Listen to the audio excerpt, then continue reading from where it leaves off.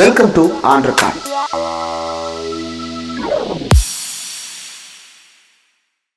Welcome to on record. இன்றைக்கு நம்மோடு நேர்காணலுக்காக சிறப்பு விருந்தினராக திராவிட முன்னேற்ற கழகத்திலிருந்து செய்தி தொடர்பாளர் திரு ராஜா தமிழ்மாறன் அவர்கள் இணைந்திருக்கிறார். அவர்களுக்கு வணக்கம். வணக்கம் தோழர். தொடர்ந்து தமிழ்நாடு ஆட்சி மாற்றம் ஏற்பட்டதற்கு பிறகு நிறைய கொலை சம்பவங்கள், பாலியல் குற்ற வழக்குகள் எல்லாம் நடந்து கொண்டிருக்கிறது அப்படின்னு சொல்லி உதயநிதி ஸ்டாலின் அவர்கள் ரொம்ப கடுமையான விமர்சனத்தை முன்வைத்திருக்கிறார். இன்னொரு பக்கம் ஆட்சி பொறுப்பேற்று 2 வாரங்கள் தான் ஆகுது, அதுக்குள்ள எல்லாத்தையும் எப்படி எதிர்பார்க்க முடியும், கொஞ்சம் பொறுமையாக தான் போக முடியும், ஏற்கனவே இருந்த ஆட்சியில் இருந்த அதிகாரிகள் தான் இவ்வளவு சிக்கலுக்கும் காரணம்னு ஒரு நரேட்டிவ் ஒன்று போய்கிட்டு இருக்கு. இதை எப்படி பார்க்குறீங்க? அப்போ மொத்த அதிகாரிகளையும் வேறு ஸ்டேட்டுக்கு மாற்றிட்டு வேறு புதுசு அதிகாரிகளை கொண்டு வந்து வச்சுக்கோமா? இருக்கிற அதிகாரிகளை எப்படி வேலை வாங்குறோங்கிறது தான் முக்கியம். வந்த 3 நாட்களில் உங்கள் கையில் அதிகாரம் வந்த பிறகு வேணுங்கிற அதிகாரிகளை நம்ம ஒரு ஒரு யோசிப்போம். டிஜிபியை கூப்பிட்டு சிஎம் இன்ஸ்ட்ரக்ஷன் கொடுக்கணும், அவங்க ஏடிஜிபி லெவலுக்கு இன்ஸ்ட்ரக்ஷன்ஸ் கொடுப்பாங்க. இதெல்லாம் ஜூம் மீட்டிங்கில் காலையில் ஆரம்பித்தா சாயந்தரத்துக்குள்ளார மீறினா 2 நாட்களுக்குள்ளே அத்தனை இன்ஸ்ட்ரக்ஷன்ஸையுமே நீங்கள் வந்து எஸ்பி வரைக்கும் கொண்டு போய் சேர்த்துட முடியும். எஸ்பி நைட்டே என்ன ரெகுலேஷன்ஸ் நம்ம ரிவைவ் பண்ண போகிறோம், இனி இப்படி தான் இருக்கணுங்கிற இன்ஸ்ட்ரக்ஷனை சொல்கிறதுக்கு இதுக்கு மேலே இந்த யுகத்தில் தேவையே இல்லைங்களே. எதுக்கு உங்களுக்கு நாட்கள் தேவை? லா அண்ட் ஆர்டர் கண்ட்ரோல் பண்ணுறதுக்கு எதுக்கு நாட்கள் தேவைப்படுகிறது? அவசியப்படாது. 2 நாட்கள்லேருந்து 3 நாட்களுக்குள்ளார நீங்கள் சொல்கிற இன்ஸ்ட்ரக்ஷனை அங்கே கேரி ஃபார்வர்ட் பண்ணி ஃபீல்டில் எக்ஸிக்யூட் பண்ணி காட்டிட முடியும். இல்லை, இந்த ஆட்சிக்கு பிரச்சனையை ஏற்படுத்தணுன்றதுக்காக திமுக காரர்கள் தான் இந்த குற்றச்செயல்கள்லாம் ஈடுபடுறதா ஒரு பரவுது. திமுக காரர்கள் அமைதி காத்து கொண்டிருக்கிறார்கள். நீங்கள் தெளிவாக வச்சுங்க. எங்கேயாவது எந்த திமுகராவது இந்த பிரச்சனைகள் நடக்கிறப்ப வந்து இந்த பிரச்சனைக்கு ஆறுதல் சொல்லக்கூட நாங்கள் வர விரும்பலை. என்ன காரணம்னா, இப்படிப்பட்ட ஒரு பொய்யை கட்டவிழ்த்து விடுவார்கள். இவங்க தான் தூண்டி விடுறாங்கம்பாங்க. நீங்கள் நர்ஸு அந்த பொண்ணு பாவம் திருச்சியில் இறந்து போச்சு. இதே நம்ம ஆட்சி இருந்தபோது என்ன பண்ணுவோம்? ஒரு நிகழ்வு நடந்துச்சுன்னா உடனே ஓடி போய் அட்ரஸ் பண்ணி அதுக்கு ஒரு தீர்வு அவங்க குடும்பத்தில் பேசி, இன்றைக்கி நம்ம அதை ஆட்சியே பார்த்துக்கிட்டோம், ஆட்சியில் இருக்கக்கூடியவர்கள் அதை ஹேண்டில் பண்ணிட்டோம், நம்ம போனோம்னா நாம தான் தூண்டி விட்ட மாதிரி அவங்க நினைப்பாங்கிறனால கம்மன் அமைதியாக விட்டுட்டோம். இல்லை, கரூரில் தான் நடந்தது, அப்படிதானே நரேட்டிவ் செட் ஆகுது. ஆமாம், நம்ம ஹெல்ப் பண்ண போய் தானே அங்கே பிரச்சனையே வந்துச்சு. அப்போ அந்த வேண்டாம், நம்ம கொஞ்சம் அமைதி காப்போம். நீங்கள் இங்கே கரண்ட் பிரச்சனை இருக்குன்னா நம்ம போய் பேசாமல் இருப்போம். எங்கேயாவது திமுக காரங்க இருந்து இது மாதிரி பிரச்சனையை தூண்டி விட்டாங்க, இங்கே பண்ணாங்க அங்கே பண்ணாங்க அப்படிங்கிற நிகழ்வு நீங்கள் காட்டுங்களேன், ஒரு 5-6 இன்சிடென்ட்டை காட்டுங்களேன் பார்க்கலாம். திமுக காரங்க அந்த மனநிலையில் இல்லை. நான் ஒரு விஷயம் சொல்கிறேன், திமுக காரனுக்கு ஒரு வெறித்தனமான ஒரு பழக்கம் உண்டு. ஆட்சியில் இருந்தாலும் இல்லைனாலும் மக்களுக்கு நல்லது செய்கின்ற வழக்கம் அவனுக்கு உண்டு. நீங்கள் வேணான்னாலும் அவன் வந்து உங்களுக்கு உதவி செய்வான். அது அவனுடைய வழக்கம். முதல் முறையாக சொல்கிறேன், ஒரு விரக்தியில் இப்படி மக்கள் நடந்துக்கிட்ட முறையில் அவன் அமைதி காக்கின்ற முடிவுக்கு ஒரு 10 நாள் அவனுக்குன்னு ஒரு ஒரு ஒரு ஒரு வருத்தமும் ஒரு கடுப்பும் இருக்கும்ல. அப்போ அமைதியாக இருப்பான். விடிய அவனுக்கு தானே ஓட்டு போட்டாங்க, அவனே போய் கேட்கட்டும். எதாக இருந்தாலும் மாற்றம் நாங்கள் நம்ம இவ்வளோ தூரம் வாங்கன்னு கஷ்டப்பட்டு, அதாவது நேரங்காலம் பார்க்காம முதலமைச்சர் வேலை பார்த்தாரு, அவரையே தோக்கடிச்சிட்டானுங்க. இவங்கெல்லாம் போய் என்னதை வந்து இப்போ செய்கிறது? விடு, எல்லாம் அவங்கவுங்க வேணா விசிலுக்கு எவன் போட்டானோ அங்கேயே போய் கேட்டு விசில்காரன்ட்டையும் கேட்கட்டும். அந்த மனநிலைக்கு இவங்கெல்லாம் ஒதுங்கி நிற்கிறாங்க. அப்போ இருக்கும்போது திமுக எப்படி தூண்டும்? இந்த மாதிரியான ஒரு பலவீனமான அரசு, அதாவது வெறும் எம்எல்ஏக்கள் அளவு குறைவு, அனுபவம் இல்லாத சிறுவில்லைத்தனமான குற்ற பின்னணிகள் கொண்டிருக்கக்கூடியவர்களை எம்எல்ஏக்களா 41 எம்எல்ஏக்கள் வந்து வழக்குகள், தீவிர வழக்குகள் இருக்கக்கூடியவர்கள். நம்மளோட நிதியமைச்சரை பார்த்து இன்னைக்கு வந்து ஒட்டுமொத்த இந்தியாவுமே சிரிக்குது. மாநிலமா ஒன்றியம்? மாநில நிதியமைச்சர். அது பார்த்து உலகமே சிரிக்குது. இந்த நிதியமைச்சரை பார்த்து இந்தியாவே சிரிக்குது. ஏன்னா இப்படி ஒரு எக்ஸ் வீட்டுக்கு போய் நீங்கள் வந்து உருட்டுக்கட்டை எடுத்துக்கிட்டு அடித்து விரட்டி, அவங்க எக்ஸா? வேண்டாம், அதுக்குள்ளே நான் போக விரும்பல. இல்லை, எனக்கு தெரியாது. அது பிரச்சனை நடந்தது எனக்கு தெரியும், ஆனால் அவங்க எக்ஸ்ன்றது எனக்கு தெரியாது. விட்டுருங்க. அது அது அது நமக்கு தெரியாத ஒருத்தர் தான் நான் எக்ஸ்ன்னு சொன்னதா நீங்கள் வச்சுக்கோங்களேன். போய் விரட்டி அடிச்சு நீங்கள் பண்ண சேட்டையெல்லாம் இவரை கொண்டு போய் நீங்கள் நிதியமைச்சராக வச்சுருந்தீங்கன்னு சொல்லி சொன்னால் அது எப்படி சரியாக இருக்கும்? நீங்கள் லாட்ரியில் பெரும் பணத்தை ஏமாற்றி அதை அக்கௌண்ட் பண்ணி பணம் வச்சுருக்கிற மாமியார் அதிமுகலேருந்து இன்றைக்கி ஆரம்பிச்சுக்கிட்டு இருக்காங்க. மருமகன் தாவேகால உட்காந்து ரிசீவ் பண்ணிருக்காரு. இந்த வடிவேலு கவுண்டமணி காமெடியில் அந்த இளநி பாஸ் பண்ணுவாங்களா, அப்படி எடுத்து அதிமுகவில் வந்து இந்த 2 எம்எல்ஏ பிடிச்சிக்க வந்துட்டீங்களா, வாங்க வாங்க வாங்க சால்வ போடுறேன். ஆனா அவங்க ரிசைன் பண்ணிட்டு தானே சேர்றாங்க. இதுல என்ன பிரச்சனை திமுகவுக்கு? ஆமாங்க, அது நல்ல கேள்வி நீங்க கேட்டது. இது குதிரை பேரம். எனக்கு என்னமோ குதிரைகளை எல்லாம் ரிசைன் பண்ணோடனே அது கழுதை ஆயிருதுன்னு வச்சுக்கோங்க. அப்புறம் அந்த குதிரை கழுதை பேரமா இன்னைக்கு மாறிடுது. ஏன்னா எம்எல்ஏவா இருந்து நீங்க சொல்றது எப்படி தெரியுமா இருக்கு, எம்எல்ஏவா இருக்கும்போது பண்ணாதானே அது குதிரை பேரம்.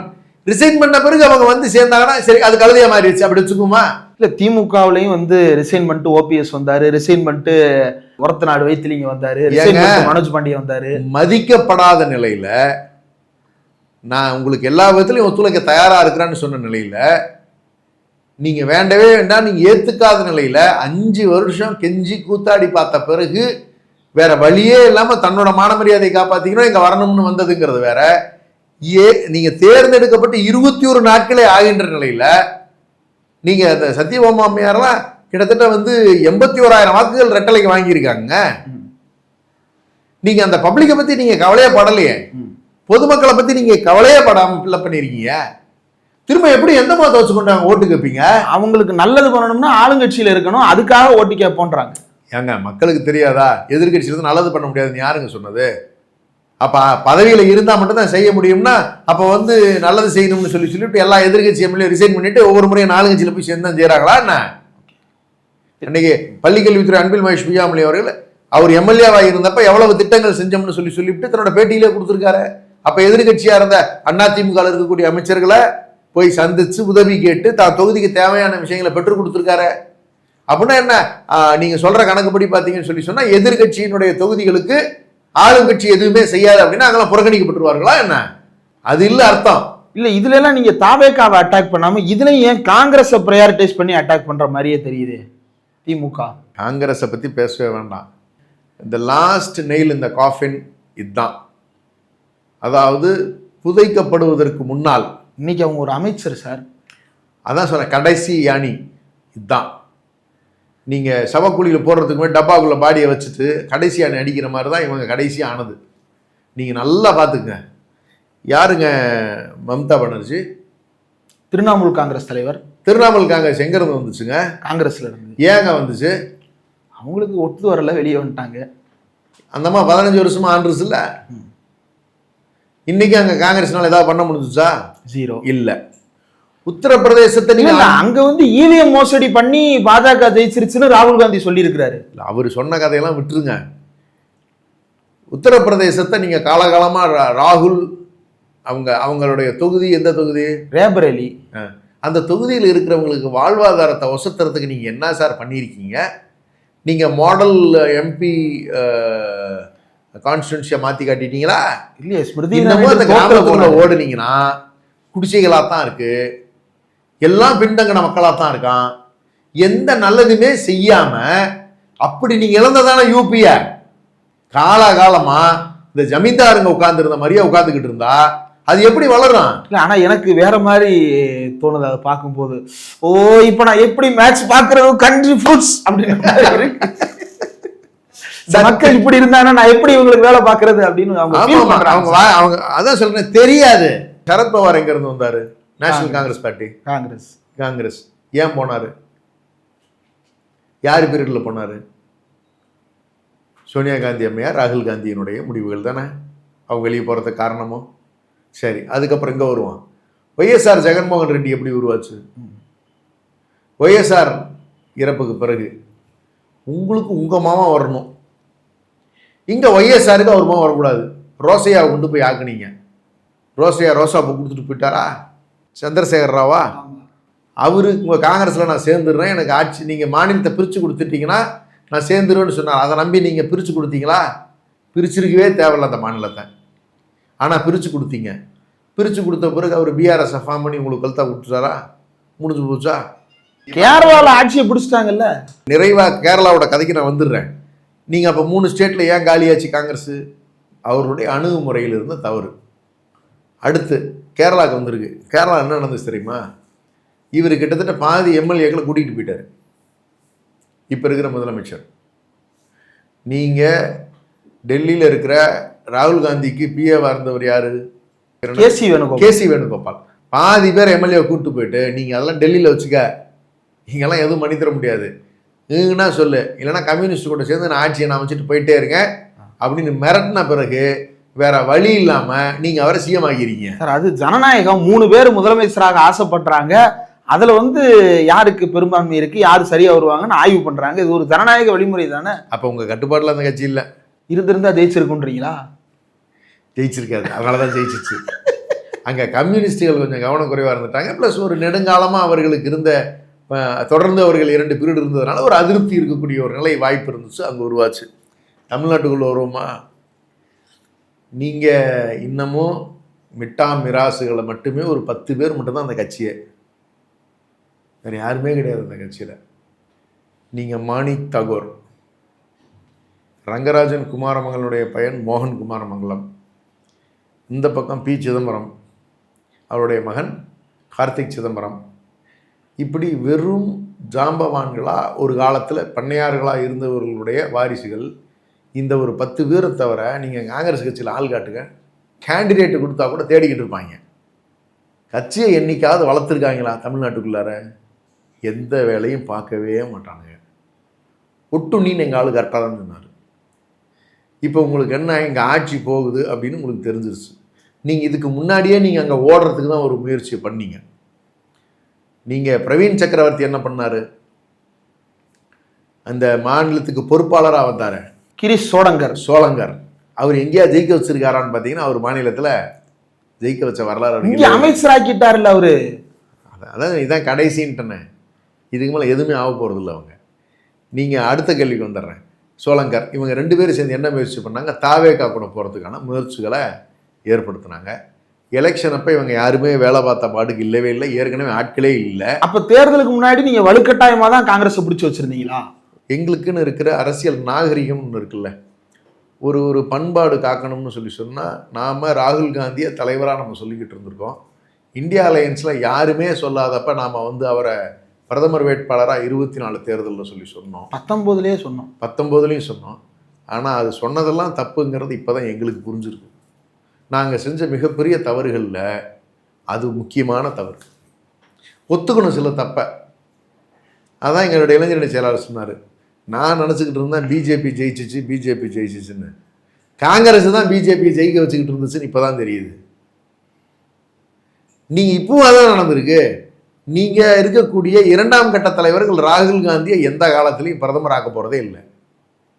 அந்த நோக்கம் அவங்களுக்கு இல்லை, கிடையவே கிடையாது. நீங்கள் இந்த நான் இப்போ சொன்ன மாநிலங்களெல்லாம் இருக்குல்ல, மீதி ராஜஸ்தானில் நீங்கள் இப்போ என்ன பண்ணிக்கிட்டு இருக்கீங்க? கேலாத்துக்கும் சச்சின் பைலட்டுக்கு பிரச்சனை உண்டாக்கிட்டு இருக்கீங்க. சச்சின் பைலட் எப்போ வேணாலும் உஷ் ஆயிடுவார். ஏன்னா ராகுல் காந்திக்கு ஒரு வழக்கம் என்னன்னு கேட்டிங்கன்னா, தனக்கு அதிகாரம் வேணுங்கிற ஆசை இருக்குமே வெளியே உழைக்க மாட்டாப்புல. மேலேருந்து கீழே வரைக்கும் அப்படி தான் இருக்கானுங்க. இதில் எந்த சந்தேகமும் உங்களுக்கு வேண்டாம். தேஜஸ்வி யாதவை கம்முன்னு விட்டுருந்து முதல்வர் வேட்பாளரை அறிவிச்சிருந்து, நான் சொல்கிறது நீங்கள் கேளுங்கன்னு கூப்பிட்டு பேசி உட்கார வச்சு வேட்பாளர் அறிவிச்சிருந்தா 12 கேண்டிடேட் போடுறாங்க சார். Friendly fight. எலெக்ஷனில் ஃப்ரெண்ட்லி ஃபைட்டா? பாண்டிச்சேரியில் நீங்களும் ஃப்ரெண்ட்லி ஃபைட் போட்டீங்கல்ல. அது அவங்க உருவாக்கின சூழ்நிலை. கடைசி வரைக்கும் இந்த சோளங்கர் இருக்கானே, இந்த சோளங்காட்டு பொம்மை மாதிரி குட்டையை குழப்பிட்டான். அவன் பேசுறதுக்கு எனக்கு வருத்தமாக இருக்குப்பட்டு என்னையும் மீறி ஒரு சில சமயங்கள் அந்த வார்த்தை வந்துடுது. சோளங்கர் அவர்கள் அப்படியே இருக்கட்டும், அவங்களுக்காக மாறணும். அவர் பண்ண குழப்பம் தாங்க அது. நீங்கள் உட்கார வச்சு பேசி பண்ணியிருக்கலாமே.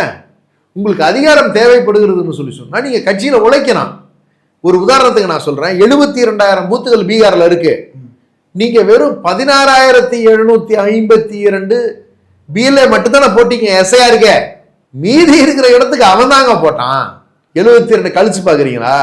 55,000 பூத்துக்கு ஆள் இல்லை, அங்கேயே 1/4 தான் இருக்கு. தமிழ்நாட்டில் எஸ்ஐஆர் யார் ஒழுங்கு பார்த்தா? காங்கிரஸ் பார்த்துச்சா? அப்ப ஆள் இல்லை. காங்கிரஸ் கிட்டத்தட்ட நிர்கதி ஆகிவிட்டது. எனக்கு நீங்க போங்க, நான் வேண்டாம்னு சொல்ல. இப்ப ஜெயித்த பிறகு நீங்க போங்க. ஆனா குறைந்தபட்ச நாகரிகம் என்னன்னு கேட்டீங்கன்னா, ஜெயிச்சது திமுக காரன் பூரா வேலை பார்த்தான்ல, நீ நாளைக்கு அந்த ஊருக்குள்ள போகும்போது திமுக காரன் உன்னை கல்லெடுத்து அடிக்கக்கூடாது, உன்னை கடுமையா பேசக்கூடாது. ஏன்னா நீ ஊருக்குள்ள போய் திரும்ப வேலை பார்க்கணும். அவன் கடுப்புல இருப்பான், ஏன்னா டே நைட் வேலை பார்த்துருக்கான். அப்படியெல்லாம் ஒரு சூழலை நீ குறைந்தபட்ச நாகரிகம் நீங்கள் என்ன பண்ணணும், நேராக எங்கள் தலைவரை பார்த்துட்டு, நன்றிங்க, நாங்கள் தேர்தலுக்கு முன்னாடி அவர்களோடு பயணிக்க விரும்பினோம், ஆனால் சில காரணங்களால் நாங்கள் உங்களோட இருந்தோம், எங்களுக்கு உங்களோட தொடர விருப்பம் இல்லை, நம்ம உறவை இதோட நம்ம நிறுத்திக்குவோங்க, வேண்டாம் கூட்டணி நம்ம தொடர வேண்டாம், நாங்கள் உங்களை விட்டு நகர்றோங்கன்னு சொல்லிட்டு அஃபீஷியலாக அனௌன்ஸ் பண்ணிவிட்டு நீங்கள் போங்க, உங்களை யாருங்க வேணாங்க போகிறோம், நாங்கள் இழுத்து பிடிக்க போகிறோமா என்ன? அது ஒரு நாகரிகம் தானே. ஒரு டைவர்ஸ் பண்ணிக்கிறதா இருந்தால் கூட கோர்ட்டில் என்ன சார் சொல்கிறான், 4 ஹியரிங் புருஷ முண்டாட்டியாக வாழ்ந்தவங்களுக்கே சொல்கிறேன், உட்காந்து பேசுங்கிறான், கடைசியாக ஒரு நோட்டீஸ் கொடுக்குறான், அப்புறமா விலகி போங்கன்னு சொல்கிறான். சரி ரைட்டு, உங்களுக்காக இவ்வளோ தூரம் நின்ன திராவிட முன்னேற்ற கழகம் உடனே நீங்கள் சொல்லுவீங்க நாங்கள் உங்களுக்கு ஆதரவு கொடுத்து 96 2001 கூட்டணி ஆட்சி இருந்து மைனாரிட்டி அரசாக இருந்த பொழுது நான் எதையுமே மறுக்கலை, நீங்களும் எங்களால் நன்றாக இருந்தீர்கள், நாங்களும் நன்றாக இருந்தோம், தமிழ்நாடும் நன்றாக இருந்தது, இதுதான் நிதர்சனமான உண்மை. இதை நம்ம மறுத்து பேசக்கூடாது. ஆனால் நீங்கள் சொல்லிட்டு ஓடுகின்ற காரணம் தப்பாக இருக்கிறது. மாணி தாகூர் 2 நாள் முன்னாடி ஒரு பேட்டியை கொடுக்குறாரு, பச்சை அயோக்கியத்தனமான பேட்டி. இது 4ஆம் தேதி நீங்கள் விட்டுட்டு நீங்கள் போயிட்டீங்க, சொல்லாமல் கூட போயிட்டீங்க. ஆனால் நேற்று பேட்டியில் என்ன கணக்கு சொல்கிறாரு, பாரதிய ஜனதா மீடியேட் பண்ணி திமுக அதிமுக 2 சேர்ந்து ஆட்சி அமைக்க முயற்சி செஞ்சாலும் நாங்கள் வெளியே போனாங்க. நீங்கள் பச்சை அயோக்கியத்தன வார்த்தையை கவனமாக கையாளுங்க மாணி தாகூர். 7ஆம் தேதி இப்படி ஒரு ஸ்பெக்குலேஷன், அவங்க ஆட்சி அமைக்க முடியலன்னப்ப இப்படி ஒரு விவாதத்தை அதிமுக தரப்பில் இருக்கக்கூடிய 2ஆம் கட்ட தலைவர்கள் திமுகவில் இருக்கிற 2ஆம் கட்ட தலைவரோடு ஒரு பேச்சுவார்த்தை அவங்க பேசி இப்படிலாம் பண்ணலாமான்னு கேட்டப்ப தலைவர் முடியவே முடியாதுன்னுட்டாரு. இளைஞரணி செயலாளர் கடுமையாக ஆட்சேபிச்சாரு, இது சரி வராது, இந்த முறைகளெல்லாம் நமக்கு வேண்டாம், நமக்குன்னு ஒரு கொள்கை இருக்கு, அவங்க கட்சி அவங்க பார்த்துக்கிட்டோம், அது என்னவோ பண்ணிட்டு போறாங்க அப்படின்னு தலைவர் அவர்கள் அழகா அடுத்த நாள் காலையில பேட்டியில் முற்றுப்புள்ளி வச்சுட்டு வந்தார். காலையில தொல்காப்பிய பூங்கால வாக்கிங் போயிட்டு வரும் பொழுது 6 மாதம் அவர்கள் ஆளட்டும், பார்த்து கொள்ளுகிறோம், நாங்கள் ஆட்சி செய்ய முயற்சி செய்யவில்லை, பீப்புள்ஸ் மேண்டேட்டை நாங்கள் ஏத்துக்கிறோம்னு அழகா சொல்லிட்டு வந்த பிறகு இன்னைக்கு உட்காந்துக்கிட்டு நீ என்ன சொல்ற, 7ஆம் தேதி 8ஆம் தேதி வந்த ஸ்பெகுலேஷனை ஒரு முயற்சி அவங்க எடுத்ததை 4ஆம் தேதியே எங்களுக்கு தெரிஞ்சிருச்சுன்னு சொல்றீங்களே. RSS திட்டமிட்டு விஜய் உருவாக்குச்சு. அதனுடைய அமைச்சரவையை பார்த்தீங்கன்னாவே உங்களுக்கு அழகா தெரியும், RSS நிர்மல்குமார் தான் இன்னைக்கு law, courts, prisons, vigilance and anti corruption டிபார்ட்மெண்ட்டுக்கு அமைச்சராக இருக்காரு. இந்த விஜிலன்ஸ் அண்ட் ஆன்டி கரப்ஷன் நீங்க சொன்னதும் ஞாபகம் வருது. தமிழ்நாடு முழுக்க லாரி உரிமையாளர்கள், ஓட்டுநர்கள், செங்கல் சூளை நடத்துபவர்கள், மணல் எடுப்பவர்கள், குவாரியில் வைத்திருப்பவர்கள் எல்லாருமே சாலையில் இறங்கி போராட்டம். ஒரு மாசத்துக்கு ஒரு லாரிக்கு 1 லட்சம் ரூபாய் கேட்கறாங்க.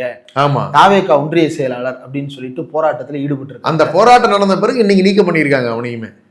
அதையும் கூடுதல் செய்தியை சொல்லிடுறேன். ஓகே, அப்ப மக்கள் தெருவில் இறங்கி போராடுகின்ற சூழல் வந்துருச்சு.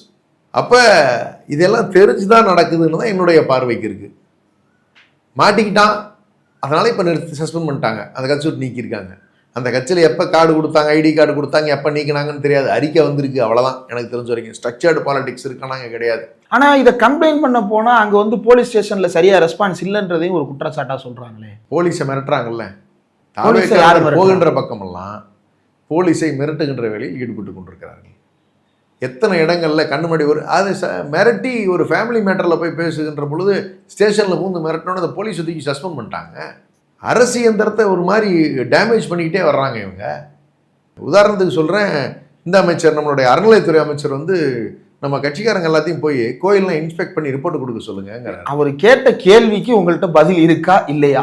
15ஆம் தேதி மேனுஃபேக்சர்னு ஸ்டிக்கர் ஒட்டி இருக்கு, இது 15ஆம் தேதி தான் மேனுஃபேக்சர் பண்ணதுன்றதுக்கு என்ன ஆதாரம்னு அவர் கேட்கிறாரு. உங்கள்கிட்ட பதில் இருக்கா இல்லையா? அவர்கிட்ட மட்டும்தான் அதுக்கு பதில் இருக்கு, எங்க யார்கிட்டையுமே இல்லை. நாங்களாம் அவ்வளோ அறிவாளிங்க இல்லை, எங்களுக்கு அந்த அறிவு இல்லவே இல்லை. மூந்து பார்த்தா தெரியுமா இல்ல அதை நக்கி பார்த்தாக்கே தெரியுமான்னு எனக்கு தெரியல. வட்டமா இருக்கு, அது முறுக்குன்றதுக்கு என்ன ஆதாரம்? அதுதான் அவரு தாங்க சொல்லணும். அதனாலதான் எனக்கு அந்த அளவுக்கு அறிவு இல்லை. முறுக்குறதுனாலதான் அது முறுக்கா இல்ல முறுக்கிட்டு இருக்கிறனால அது முறுக்காங்கிறது எனக்கு தெரியல. நீங்க அந்த கேள்வி அவங்க கிட்ட கேளுங்க, எங்கிட்ட கேட்காதீங்க. முக்கியமான விஷயம் சொல்லும்போது டைவர்ட் ஆயிடுச்சு. நிர்மல்குமார் RSS காரர். நீங்க அறநிலைத்துறைக்கு யாரை நீங்க அமைச்சராக்கியிருக்கீங்க? ரமேஷ் ஆக்கியிருக்கீங்க.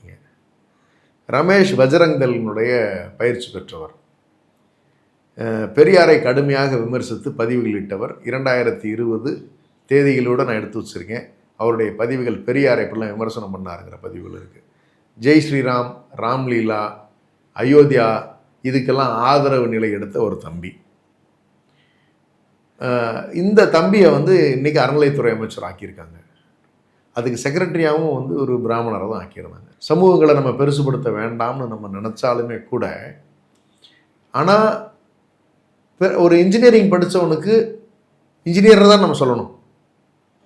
ஒரு டாக்டருக்கு படித்தவங்களுக்கு அந்த ப்ரொஃபஷன் தெரியும்னு நம்ம சொல்லுவோம். ஸோ அவங்களுடைய அப்ரோச் வந்து அந்த அணுகுமுறையில் தானே இருக்கும். அப்போ இந்த மந்திரங்கள் சொல்லக்கூடியவர்களும் இந்த சாஸ்திரங்கள் சொல்லி தந்து கொடுக்கக்கூடியவர்களும் நீங்கள் வந்து பார்த்தீங்கன்னு சொல்லி சொன்னால், இதில் தானே பிறப்பால் வர்ணம் பிரிக்கப்படுகிறது, சாதி பிரிவினைகள் அதுலேருந்து வருது. அப்போ இவருடைய அணுகுமுறை கோயில்கள் எப்படி இருக்குன்னு நீங்கள் நினைக்கிறீங்க? தமிழில் ஓதக்கூடாதுன்னு சொன்னவர் இந்த ரமேஷ். மந்திரங்கள் ஓதுவது தமிழில் கூடாது, ஏன் சாமிக்கு ஏன் முருகனுக்கு தமிழில் பாடக்கூடாதுன்னு சொல்கிறதுக்கு நீ யார்? இல்லை, அவர் தமிழில் பாடலாம், சர்ச்சிலையும் மசூதிலையும் தமிழில் பாடுங்க, இங்கேயும் பாடலான்றார். எனக்கு அது தேவையில்லை. நான் கேட்குறது என் முருகனுக்கு நான் கேட்குறேன். நீங்கள் சர்ச்சு மசூதி நீ அப்புறம் வச்சுக்க. நான் வந்து என் முருகனை கும்பிட்றவன். எனக்கு என் சான்றோர் பெருமக்களுக்கு ஒரு பெரிய உதாரணமாக நான் பார்க்கறது என் முன்னோர் வழிபாட்டு முறையை வச்சுருக்கக்கூடியவன். ஏன் முன்னோருக்கு வழிபடணும்னு சொல்லி சொன்னால் என் தமிழ் தானே அவருக்கு புரியும். அப்போ நான் கம்யூனிகேட் பண்ணுறது எனக்கு தேவை.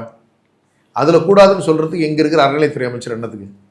அப்படிப்பட்ட ஒரு கொண்டு வந்து நீங்கள் அறநிலைத்துறை அமைச்சராக வச்சுருக்கீங்க. அப்போ இது ரெண்டுமே பாருங்கள், ஆர்எஸ்எஸ்னுடைய சித்து விளையாட்டுகள் இது உண்டு. பள்ளிக்கல்வித்துறை அமைச்சராக ராஜ்மோகனை கொண்டு வந்து வச்சுருக்கீங்க. பெயரளவுக்கு வேணால் அவர் வந்து அமைச்சராக இருக்க முடியும். ஆனால் அவருக்கு விஜயை புகழ்கிறதும் பொய் பேசுவதும் வழக்கமாக வச்சுருக்கிறவர். அடுத்த மாதம் சம்பளத்துக்கே நான் என்ன பண்ணுவேன்னு தெரியாத நிலையில் இருந்த என்ன நீங்கள் அமைச்சராக்கிட்டீங்களே.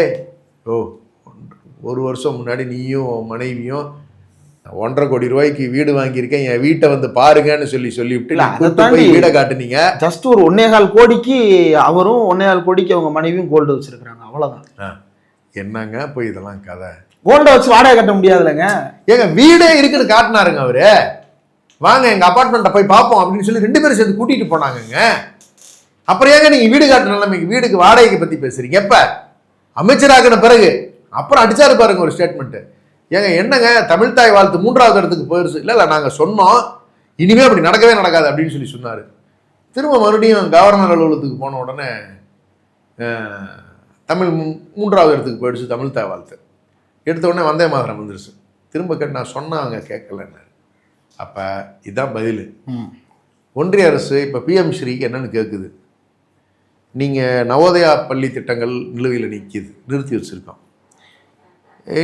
இருமொழிக் கொள்கைக்கு எதிர்ப்பாக மும்மொழிக் கொள்கையை 9ஆம் வகுப்புலேருந்து சிபிஎஸ்சி பள்ளிகளில் நீங்கள் சொல்லித்தரணும்னு சொல்லி கட்டாயமாக்குது.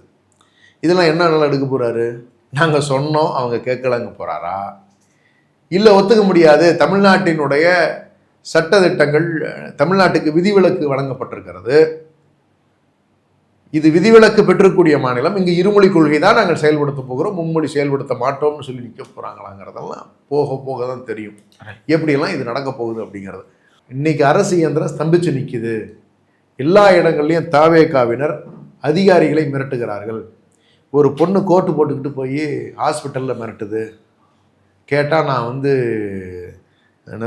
என்ன விங்கு மருத்துவ விங்குன்னு சொல்லுது. நைட்டு ஒரு பெண்ணையும் ஆணையும் துரத்திக்கிட்டு போகிறான். கேட்டால் நான் தாவேகா விஜயனுடைய தம்பி, நான் அவங்களுக்கு பாதுகாப்புக்காக நான் பின்னாடி போனேங்கிறான். ஃபுல் சர்க்கிளில் ஒரு போலீஸுக்கு பார்த்து கேட்குறாங்க, நான் விஜயண்ணாவோட தம்பி, ஃபுல் சர்க்கிளில் இருக்கான். சரக்கில் இருக்கேன் நம்மளை கேஸ் போட போனால் நீங்கள் என்ன மிரட்டுறீங்களாங்கிறான் போலீஸை பார்த்து. அரசு இயந்திரம் என்ன செய்வது என்று தெரியாமல் தடுமாறி கொண்டிருக்கிறது. போகின்ற பக்கங்களெல்லாம் அமைச்சர்களும் அமைச்சர்களாக நியமிக்கப்பட்டிருக்கவர்கள் அதிகாரிகளை மிரட்டுகின்ற தொழில் நடத்துவதாகவும் தெரிகிறது. ஏன்னா ஆதவ அர்ஜுனா மாதிரி இருக்கக்கூடியவர்கள், இந்த லாட்ரி கம்பெனி நடத்தியவர்கள், இவங்களுக்கெல்லாம் எந்த வரைமுறையுமே கிடையாது. முழுக்க முழுக்க சோஷியல் மீடியாவில் பொய் நெரேட்டிவாக பரப்பிட்டு இருக்காங்க. ஒன்றும் இல்லை, என்னுடைய அத்தை வந்து உமாராணின்னு சேலத்தில் ஒரு கவுன்சிலர், அவங்க உருட்டுக்கட்டை எடுத்து அடிக்க வந்தாங்கன்னு சொல்லிட்டு ஒரு வீடியோ ஒன்று கிட்டத்தட்ட பரவி இருக்குது. அவங்க எங்கே இருக்காங்கன்னா இன்றைக்கி ஆய்வில் இருக்கிறாங்க. எங்கே? தூத்துக்குடியில் ஆய்வில் தலைவர் நியமித்த குழுவில் இருக்காங்க. அவங்க சத்தமாக கூட பேச மாட்டாங்க. அந்த வீடியோவில் வேறு யாரோ ஒரு லேடி இருக்கிறாங்க. அந்த லேடியை இவங்க தான் உமாராணி சேலம் கவுன்சிலர் உருட்டுக்கட்டை எடுத்து அடிக்க வந்தாங்கன்னு ஒரு வீடியோவை பரப்புறீங்க. இது மாதிரி எண்ணற்ற வீடியோக்களை பரப்பிக்கிட்டே இருக்காங்க. இதுக்கு தான் திராவிட முன்னேற்ற கழகம் நேற்று ஒரு தீவிரமான முடிவு எடுத்திருக்காங்க. பொய்யை பரப்புகின்றவர்கள் மீது வழக்கு தொடுக்க போகிறோம். வாழ்நாள் முழுக்க நீ கேஸு கலையணும்டான்ட்டோம். இந்த மாதிரி பொய்யை பரப்புனீங்கன்னா நடக்காத விஷயங்களை எல்லாம் சொல்லி சொல்லி நம்ப வச்சு தான் இப்படி ஒரு ஆக்சிடென்டல் ஒரு சுனாமி உருவாயிருக்கு. யாரும் விரும்பி வாக்களிச்ச மாதிரி தெரியல. இவர்கள் பரப்பிய பொய்யை நம்பி தான் சோஷியல் மீடியாவில் நடந்த பெரிய சேஞ்ச். இவங்க வச்சுருந்த ரூட்டு, இவங்க வச்சுருந்த voice of common, virtual warriors, இது மூலிமா இன்ஃப்ளூயன்சர்ஸுக்கெல்லாம் பணம் கொடுத்து ஒரு பொய் நெரேட்டிவை செட் பண்ணி தான் இவங்க செஞ்சது. இப்போ இந்த இன்ஃப்ளூயன்சர்ஸ் எல்லாம் எங்கடானா காணும். எவனுமே பயந்துக்கிட்டு இருக்கான். அவங்களுக்கு ஃபாரும் போட தயாராக இல்லை. எல்லாம் நிறைய பேர் அவனுடைய ஐடியாவே பிளாக் பண்ணிட்டு வேற வேலை பார்த்துக்கிட்டு இருக்கான், வேற ஐடி கிரியேட் பண்ணிட்டு. அப்போ இந்த பொய்களை எல்லாம் செய்தது இவர்கள் தான். இப்போ ஆள் கிடைக்காம தடுமாறுறான். கடைசியாக ஒரு பொண்ணு இளைஞரணி செயலாளரை கடுமையாக ஒருமையில் பேசி கூட போட்டுச்சு இந்த கோயம்புத்தூர் சூலூர் இன்சிடென்ட்டில். அந்த பொண்ணும் வந்து குற்றப்பின்னணி கொண்டிருக்கக்கூடிய ஒரு பெண். அப்போ இந்த வாய்ஸ் ஆஃப் காமனோ இல்லை இந்த ரூட்டோ இது எல்லாமே வந்து சோஷியல் மீடியாவில் பணம் கொடுத்து தேவையில்லாத பொய்களை பரப்புகின்ற செய்து கொண்டிருக்கிறார். இனி வருங்காலம் கடுமையாகத்தான் இருக்கும். நீங்கள் அரசு இயந்திரம் கடுமையாக ஸ்தம்பித்து நிற்கிறது. எல்லா துறைகளில் இருக்கக்கூடியவர்களுமே வந்து அரசு இயந்திரத்தில் இருக்கக்கூடியவர்கள் பயப்படுகிறார்கள். இந்த பயத்தை பயன்படுத்தி ரவுடி எலமெண்ட்ஸ் எல்லாம் ஸ்டேட்டில் அதிகமாக சுற்ற ஆரம்பிச்சிட்டான். இதுதான் இந்த குற்றங்கள் அதிகமானதுக்கான உடனடி காரணம். திமுக கிடையாது. திமுக அமைதியாக வேடிக்கை தான் பார்க்கிறது. நாங்கள் இதுக்குள்ளே இன்வால்வ் ஆக விரும்பலை. மக்கள் உணரணும். யாரை தேர்ந்தெடுத்தால் நீங்கள் யாருக்கு ஓட்டு போட்டிங்கன்னா அதனோட விளைவுகள் என்னவாக இருக்கும், எப்படிப்பட்ட தவறை இவர்கள் செய்திருக்கிறார்கள் அப்படிங்கிறத அவங்க உணரணும். அந்த 6 மாதங்கிறது அவங்களுக்கான நேரம். கூட்டணி கட்சிகள் இருக்கக்கூடியவர்களும் கம்யூனிஸ்ட்டும் சரி, இல்லை வந்து நம்மளுடைய திருமாவளவனும் சரி, இவங்க அந்த 6 பேருக்குமே நாங்கள் சொல்லுவது கவனமாக இருங்கள். மக்கள் பாதிக்காத வண்ணம் முயற்சி செய்யுங்கள். எங்களால் இயன்றதை நாங்கள் செய்து கொண்டிருக்கிறோம். நாங்கள் கவனமாகத்தான் இருக்கிறோம். நீங்கள் ஆளுங்கள் என்று தான் விட்டிருக்கிறோம். எப்படி ஆளுகிறீர்கள் என்பது தெரியத்தான் போகுது. இதற்கான விடை விரைவில் தெரியும். இது இந்த ஆட்சி தொடருமா, நெடுங்காலத்துக்கு இருக்குமானா இருக்கிறதுக்கான வாய்ப்புகள் எங்கள் பார்வையில் இல்லை. அதனால் அது வரைக்கும் நிதானம் காத்து இந்த மக்கள் புரிஞ்சுக்கணும். ஏன்னா திமுக மீது எப்படி பொய்யெல்லாம் சொன்னாங்கங்கிறது காலப்போக்கில் தெரியும். இவங்களில் யாரெல்லாம் மிரட்டுறாங்க, யாரெல்லாம் மாமூல் கேட்குறாங்க, யாரெல்லாம் எங்கெங்கே போய் எந்தெந்த தொழிலை சீரழிக்கிறாங்க. குவாரிகளை கொண்டு போய் 17 குவாரி 18 குவாரியை வந்து மூடியிருக்காங்க. இதே மாதிரி மீதி இருக்கக்கூடிய இடங்கள்லாம் ரெய்டுன்னு சொல்லி சொல்கிறாங்க. இதில் உண்மைத்தன்மை வசூலிப்பதற்காக இவைகள் மூடப்பட்டிருக்கின்றனவா? ஏன்னா ஒரு நிர்பந்தம் கொடுக்கணும்ல, அப்போ தானே வசூல் ஆரம்பிக்கும். அதற்காக மூடப்பட்டிருக்கிறதா? நிஜமாக தவறு இருக்குதா? ஏன்னா ஏற்கனவே இதெல்லாம் பண்ணி கோர்ட்டில் போட்டு ஒரு ஆர்டர் வாங்கி ஒன் டைம் செட்டில்மெண்ட் பேசி அதெல்லாம் இன்ஸ்டால்மெண்ட்டில் கரெக்ட் பண்ணுச்சு. விடிஎஸ் வாலண்டரி டிஸ்க்ளோஷர் ஸ்கீம் மாதிரி இது மாதிரி இருக்கக்கூடியவர்கள்லாம் நீங்கள் எடுத்தீங்கன்னு சொல்லி சொன்னால் 20 ஆண்டுகள் ரெக்கார்டு கரெக்ட் பண்ண முடியாது. அதனால் ஒரு தடவைலேருந்து ஒழுங்கு பண்ணி கொண்டு வந்துட்டோம்னு சொல்லி சொன்னால் அதுக்கு மேலே இருக்கிறதா ஒழுங்காக இருக்குங்கிற ஒரு நிலையில் காம்ப்ரமைஸ் டீடு போட்டு வந்துச்சு. இப்போ அதெல்லாம் தப்புங்கிறாங்க. அப்போ இது வந்து பெரிய அரசு இயந்திரத்தை செயல்பட விடாமல் தடுக்கின்ற வேளையில் தாவேகாவினர் ஈடுபட்டு வருகின்றனர். இதனால் பாதிக்கப்பட போவது கடைசியாக யாருன்னா தமிழ்நாட்டினுடைய மக்கள், தமிழ்நாட்டினுடைய வளர்ச்சி. எந்த தமிழ்நாடுன்னு உலகம் முழுக்க நம்ம வந்து தலை நிமிர்ந்து நின்னோமோ அந்த தமிழ்நாடுன்னு சொல்லி தலை குனிவதற்கான சூழலை இந்த ஆட்சி ஏற்படுத்தி கொண்டிருக்கிறது. இது கவனமாக ஒவ்வொரு நாளுமே ஒவ்வொரு காமெடி நம்ம பார்ப்போம். இப்போ இந்த குதிரை பேரமாகட்டும், இந்த கழுதை பேரமாகட்டும், இந்த பேரங்களெல்லாம் எங்கே போய் முடியுதுன்னு பார்க்கணும். தேர்தல் வரத்தான் போகுது, விளைவுகளை சந்திப்போம். இந்த அடுத்த ஒரு ஆண்டு நிறைய பிரச்சனைகளை நோக்கி நகர்ற மாதிரி இருக்கும். நாடுமே பிரச்சனையில் இருக்குது. ஏற்கனவே பெட்ரோல் விலை ஏறிக்கிட்டே இருக்குது. விலைவாசிகள் கடுமையாக ஏறி இருக்கு, வரலாறு இல்லாத அளவுக்கு. மக்கள் கவனமாக இருக்கணும். அவங்கவுங்கள காப்பாற்றிக்கிற வழியை பாருங்கள். நிறைய விஷயங்கள் பகிர்ந்துட்டீங்க. இவ்வளோ நேரம் ஒதுக்கி இந்த நேரம் தந்ததற்கு மிக்க நன்றி. நன்றி தொடர்.